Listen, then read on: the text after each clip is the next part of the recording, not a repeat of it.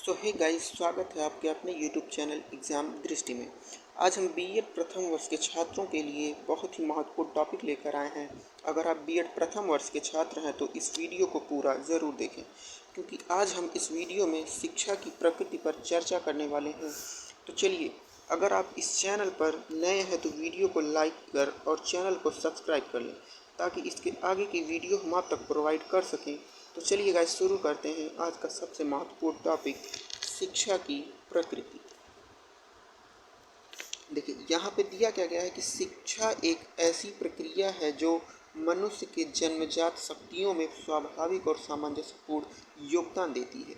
यानी कि यहाँ पे आपको बताया गया है कि शिक्षा क्या है, वो एक ऐसी प्रक्रिया है, ऐसी क्रिया है जो मनुष्य की अथवा बालक की जन्मजात, जो जन्म के समय ही उसकी शक्तियाँ होती है, उसमें स्वाभाविक और सामंजस्यपूर्ण योगदान देती है। और उसके बाद देखिए, आपको बताया गया है कि उसे वातावरण में सामंजस्य स्थापित करने में मदद करती है। यानी कि ये वातावरण क्या है कि वो उसका परिवेश जिसमें बालक का विकास होता है, वो चाहे भौतिक पर्यावरण हो चाहे प्राकृतिक पर्यावरण हो।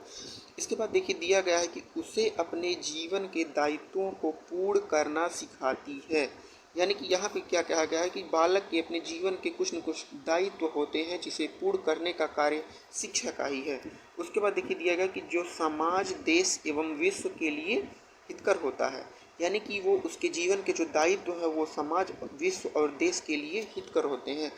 इसके बाद देखिए, दिया गया है गाइस कि शिक्षा केवल वह नहीं जो बालक को स्कूल में दी जाती है, बल्कि शिक्षा का कार्यक्रम जीवन भर चलता रहता है। यानी कि यहाँ पे देखिए, दिया गया है कि शिक्षा वह नहीं है जो बालक को केवल स्कूल में ही दी जाती है, और बताया गया है कि शिक्षा का कार्यक्रम जो होता है वो जीवन भर, यानी कि उसके जीवन के अंत तक, जब तक बालक की या मनुष्य की मृत्यु नहीं हो जाती, तब तक शिक्षा का कार्यक्रम चलता रहता है।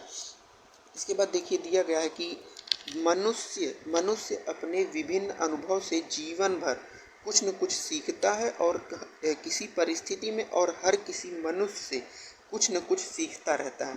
यानी कि देखिए, आप इसके कहने के ही अर्थ से समझ गए होंगे कि कहना क्या चाह रहा है कि मनुष्य वो अपने परिवेश के साथ में, वो अपने साथ के मनुष्यों से हर किसी परिस्थिति में हर किसी मनुष्य से कुछ न कुछ सीखता रहता है।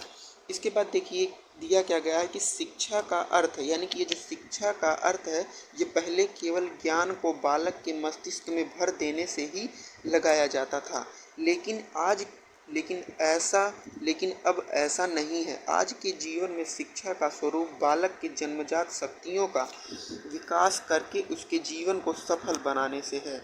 यानी कि ये जो शिक्षा का अर्थ है वो केवल पहले क्या था कि पहले बालक के मस्तिष्क में ज्ञान को भर देना ही शिक्षा के अर्थ से लगाया जाता था, लेकिन आज के परिदृश्य में देखा जाए तो अब ऐसा नहीं है। क्योंकि अब आज के परिदृश्य में देखा जाए तो शिक्षा का जो स्वरूप है वो बालक के जन्मजात शक्तियों का, यहाँ पे देखिए, पहले भी आपको बताया गया था कि शिक्षा का कार्य ही है जन्मजात शक्तियों का विकास करना। यहाँ पे भी दिया गया है कि शक्तियों का विकास करके उसके जीवन को सफल बनाने से है।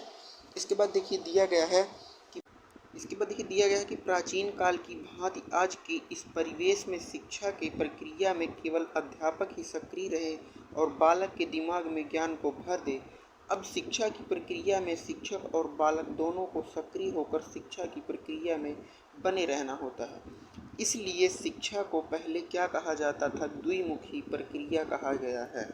यानी कि देखिए, यहाँ पे आपको बताया क्या गया है कि प्राचीन काल की संस्कृतियों में और आज की इस परिवेश में शिक्षा की प्रक्रिया में क्या थे कि केवल अध्यापक ही सक्रिय रहे और बालक के दिमाग में ज्ञान को भर दे। लेकिन आज के परिदृश्य में क्या है कि शिक्षा की प्रक्रिया में शिक्षक और बालक दोनों को सक्रिय होकर शिक्षा की प्रक्रिया में बने रहना होता है। इसके बाद देखिए, दिया गया है कि इसलिए शिक्षा को पहले द्विमुखी प्रक्रिया कहा गया है। द्विमुखी प्रक्रिया के बारे में अभी हम आपको बताएंगे। उसके बाद देखिए, यहाँ पे दिया गया है शिक्षा की प्रक्रिया स्थिर नहीं है, शिक्षा और समाज दोनों को साथ साथ चलना आवश्यक है। क्योंकि जब जब समाज में परिवर्तन होता है तब तब शिक्षा में परिवर्तन होना आवश्यक है। ऐसा नहीं हो सकता कि समाज आगे निकल जाए और शिक्षा पीछे रह जाए। देखिए यहाँ पे आपको ध्यान देने की ज़रूरत है कि शिक्षा की प्रक्रिया, वो पहली बात तो क्या है कि शिक्षा स्थिर नहीं है, शिक्षा की प्रक्रिया हमेशा चलती रहती है। और बताया गया कि शिक्षा और समाज दोनों को साथ साथ चलना आवश्यक है। यानी कि जो शिक्षा है उसको और जो आपका समाज है उसको दोनों को साथ साथ चलने की आवश्यकता है। उसके बाद देखिए दिया गया है जब जब समाज में, यानी कि समाज में जब जब परिवर्तन होता है तब तब शिक्षा में भी परिवर्तन होना आवश्यक है। ऐसा नहीं हो सकता कि क्या है कि समाज आगे निकल जाए, शिक्षा पीछे रह जाए, या फिर शिक्षा आगे निकल जाए या और समाज पीछे रह जाए। उसके बाद क्या बताया गया है कि प्राचीन काल में शिक्षा के स्वरूप में आध्यात्मिक शिक्षा की तरफ अधिक बल दिया जाता था। जैसे जैसे समाज में परिवर्तन होता गया वैसे वैसे शिक्षा में परिवर्तन होता गया, वैसे वैसे शिक्षा में परिवर्तन होता गया। इसलिए हम यह कहते हैं कि शिक्षा एक गतिशील प्रक्रिया है। यहाँ पे देखिए आपको बताया गया कि प्राचीन काल में जो शिक्षा का स्वरूप था वो आध्यात्मिक शिक्षा की तरफ अधिक बल दिया जाता था। और बताया गया कि जैसे जैसे समाज में परिवर्तन होता गया वैसे वैसे शिक्षा में परिवर्तन होता गया। इसी के अनुसार ही हम कह सकते हैं कि शिक्षा एक गतिशील प्रक्रिया है। यहाँ पे देखिए एक दार्शनिक, एक मनोवैज्ञानिक जिनको हम कह सकते हैं एडम्स महोदय। एडम्स महोदय ने शिक्षा को एक हमने आपको बताया था कि द्विमुखी प्रक्रिया के बारे में हम आपको बताएंगे। तो ये जो एडम्स महोदय हैं इन्होंने, ये पेपर में बहुतों बार पूछा गया है कि द्विमुखी प्रक्रिया को किसने माना है। तो एडम्स महोदय ने शिक्षा को एक द्विमुखी प्रक्रिया माना है जिसमें केवल शिक्षक और छात्र को ही स्थान दिया गया। यानी कि कहने का मतलब क्या है कि जो एडम्स महोदय ने शिक्षा को द्विमुखी प्रक्रिया माना है उसमें जो दो मुख हैं वो एक शिक्षक को और एक छात्र को ही स्थान दिया गया है।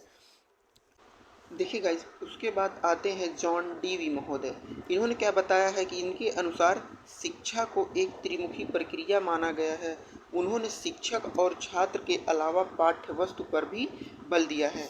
तो जो एडम्स महोदय ने बताया था कि शिक्षा एक द्विमुखी प्रक्रिया है, उन्होंने उसमें शिक्षक और छात्र को रखा था। तो इन्होंने क्या किया, एडम्स महोदय से एक कदम आगे सोचकर चला और उन्होंने छात्र को भी उसमें सम्मिलित कर दिया। यानी कि इन्होंने शिक्षक, छात्र और पाठ्यवस्तु तीनों को सम्मिलित कर दिया और इन्होंने बताया है कि शिक्षा एक त्रिमुखी प्रक्रिया है। उसके बाद दिया गया कि शिक्षा की प्रक्रिया में इन तीनों तत्वों का होना नितांत आवश्यक है। यानी कि अगर आपको शिक्षा की प्रक्रिया को बढ़ाना है, शिक्षा की प्रक्रिया को संचालित करना है तो वहाँ पे शिक्षक, छात्र और पाठ्यवस्तु तीनों का होना क्या है, नितांत आवश्यक है।